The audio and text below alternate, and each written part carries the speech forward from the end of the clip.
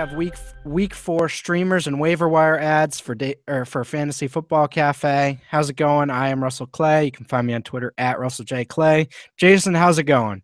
Going good. I mean, once again, we're dealing with more running back injuries, but this time we could narrow it down to just one. Yes, absolutely. I think this will be the week that we see a lot of guys who kind of got opportunities last week actually follow through on that this week after slow week ones. But yeah, certainly Jordan Howard of the Bears, who you mentioned a few times in this article. What are you looking at there? Well, over the next few weeks, I mean, you're looking at Jordan Howard, going to be kind of a big role guy. Langford out 4 to 6 weeks. Really hasn't been that efficient during his time anyway. Obviously, Howard, we know he was talented at Indiana in his junior year, rushed for over 6 yards per carry, and showed off some potential in the receiving game against Dallas, which was nice. Going to play the Lions, Colts, and Packers over the next couple of weeks. Decent matchups. I mean, especially with the Lions and Colts. I think that's a pretty solid matchup there. Overall, I mean, I think we're going to be talking about him in a little bit, plugging him in this weekend against the Lions, who have just been defensively not a good team. But Howard's just that guy right now that I'm immediately grabbing him and going to be starting him for a little bit. Yeah, no, I'm with you. Really strange college career. UAB canceled their football program a year before he graduated, so he got a waiver. He transferred up to Indiana and then obviously dominated the Big Ten last year. So fifth rounder certainly has some potential, limited athlete in some ways, but generally speaking, I think this is an interesting role for him to go in. We saw Jeremy Langford, not really take advantage of what he had there. I think with Brian Hoyer, there's going to be more stability and some better quality touches overall. As far as the next guy you mentioned here, Anquan Bolden, what are you looking at there? One, I mean, you're looking at Matthew Stafford in this high volume passing attack. Usually, I think we're all always kind of scared against teams with a lot of weapons, kind of like the Saints. We're seeing that with the Lions, where it just seems to be on a week to week basis. You're getting a bunch of guys because I mean, really at this point, you've seen Golden Tate kind of take a back role to guys like Marvin Jones. We've seen both guys in the passing game in terms of the running backs. Bolden, though, I mean, 2 red zone touchdowns here in 3 weeks. He's going to face some solid matchups over the next couple of weeks here. Bears, Eagles, Rams, and Redskins. 4 secondaries I'm not really quite afraid of. 72% completion rate with Stafford is looked at in the red zone. I think he's just kind of one of those safety guys that you can kind of count on a week-to-week basis. Getting into bye weeks, I think we're going to start seeing that, especially with the Packers and Eagles. There's definitely some wide receivers that are going to be on bye there this week. I don't mind Bolden, and he's the guy who's just really not owned in Detroit right now. Yeah, certainly. I think that's an interesting one to watch. He's not mentioned here, and I think for good reason. But Adam Humphries, terrible matchup this week. Not a guy you can stream this week, but might be, if you're playing in a deep league, might be interesting. In 20 roster spot or more leagues. I mean, he's been the guy in the slot. So certainly someone to look at.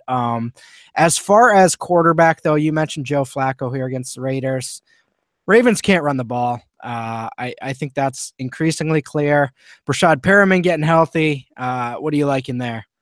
One, I mean, they're facing an Oakland secondary. I know they looked decent last week, but let's not forget Marcus Mariota. No Delaney Walker, just really hasn't gotten anything going. Baltimore, just a much better passing attack. We know Flacco can make do with what he has. Obviously, we've seen Mike Wallace kind of emerge. We've seen Dennis Pitta come back and be healthy. Obviously, Steve Smith has picked it up over the last 2 weeks. Really solid streaming option against the Raiders secondary. That's just I can't quite get it. I thought they were going to be better, but they really haven't shown much. Have allowed the third most fantasy points to opposing QBs. Overall, I think Flacco's a solid option. I love Brian Hoyer this week as well. I didn't want to just go ahead and list all Bears guys as far as featured, but you really can't stream 3 of them if you want, depending on where you need position guys, just because Detroit's just as bad against quarterbacks as well. So Flacco and Hoyer, those are the 2 that I'm looking at. Certainly agree. That's what I'm looking at. Chris Thompson, you threw in there as a Redskins guy. I like that call against, pretty good matchup for them, I'd say. Yeah, I mean, obviously we talked about Jordan Howard already. He's a great streaming option, but also a great pickup for this week. But yeah, Chris Thompson. I mean, facing a Browns defense that's struggling. You look at this game; it could set up really well for him in terms of getting more touches. He outsnapped Matt Jones last week. We know Thompson, I think, at this point is the better back. It's just a term of giving him a much heavier workload, which we're probably not going to see. But I think in this week alone, if you're desperate, I'll go out and kind of give him a look, especially if you're in like need of a flex or in need of kind of a second RB spot. Yeah, certainly agree there. As far as wide receivers, Michael Thomas of the Saints is especially interesting with Willie Snead out. But even if he's in, he was getting 4 to 5 targets a week. What are you seeing there? Yeah, I mean that's the thing. I mean, scored his first career touchdown last night. If you watch that game, I mean, phenomenal catches. I mean, the guy has very solid hands. He's caught 17 to 22 targets already. As you mentioned, he's getting targets before Snead went out. But obviously, you like the matchup here. I think he's going to dodge those better San Diego corners. I think you're obviously going to see Varian Cooks. You're going to see Hayward kind of go and bounce to other guys. They just have so many weapons and can move so many guys around. Obviously, we know Breeze is on the road, but I like Thomas, especially if Snead's out. I think if you're in need of a wide receiver 3 spot, he's going to be the guy I'll give a look at. Jamison Crowder has kind of emerged as a guy in the red zone for Washington. Even a PPR guy, I don't mind. He's kind of jumped into a bigger role. Phillip Dorsett, I don't think last week really matched up well for him. I think this week is better against Jacksonville. I think you're going to see much more kind of looks his way. Totally agree. Certainly what you want to be looking at there. As far as Phillip Dorsett and Jamison Crowder go, they're not quite as high upside, but I do like both of them. Yeah, definitely. Not guys you're going to be looking to get a ton of points. I mean, Dorsett has that big upside in terms of kind of being a boomer bust play, but I think with Moncrief out, they are going to run a lot of 2 tight end sets, but Dorsett's still going to be that second wide receiver. Certainly. Kyle Rudolph kind of annoying me last week because I played him in a bunch of season-long best ball leagues.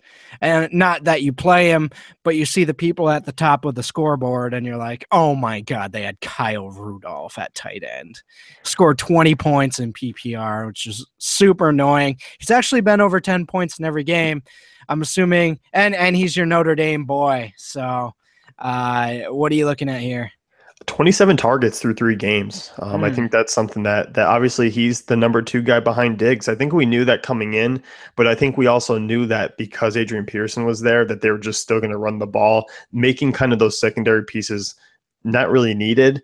But I think with Bradford there, I think this is a great matchup where the Giants are still pretty mediocre against tight ends.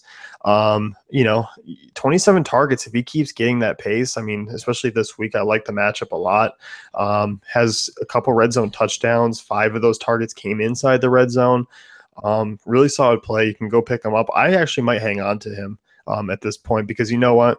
Still going to face teams like Detroit. Going to face teams like the Bears. I think he's a solid option to maybe just hang on to in general. Zach Miller, obviously the huge 27 DK point, performance last week. What are we looking at here? Great guy to pick up here. I think as long as Brian Hoyer's under center, though. I'm not quite as high as him when Cutler's there, but I do like him if Hoyer continues to start. And they didn't really guarantee that Cutler would come back and play right away. I like Miller here. We saw Hoyer kind of look Kevin White in Miller's way. Obviously, expected to balance out. I know you talked about that on Monday. You expect everything to kind of shake away and maybe become a little bit more even, but you kind of look for that. Not that Hoyer's inexperienced, but in terms of this season, he is a little bit. And he always kind of dumps off and relies on guys like, Zach Miller. So he fits really well. I think he's a great streamer this week against a great matchup against Detroit, who have been awful against tight ends to start this season. Certainly agree. As far as defenses, I think we're looking at 2 that'll actually be in your waiver wire, the Redskins and the Cowboys. Do you have anything interesting there? I mean, Dallas, no, they're not an interesting defense. They're pretty boring. But taking on San Francisco. San Francisco has been kind of frustrating if you've been streaming defenses against them this season, but I still think the Cowboys, just because they control that clock. It's going to really limit them in terms of upside in points scored. We didn't see that against Seattle. We saw them continue to throw the ball, and they had a lot of quick scores. So I don't expect that this week. But Washington going up against the Browns, who really, the only threat that I'm really concerned about is Terrell Pryor, but even him, he's not like he's going to score 3-4 touchdowns. This Browns offensive line is bad.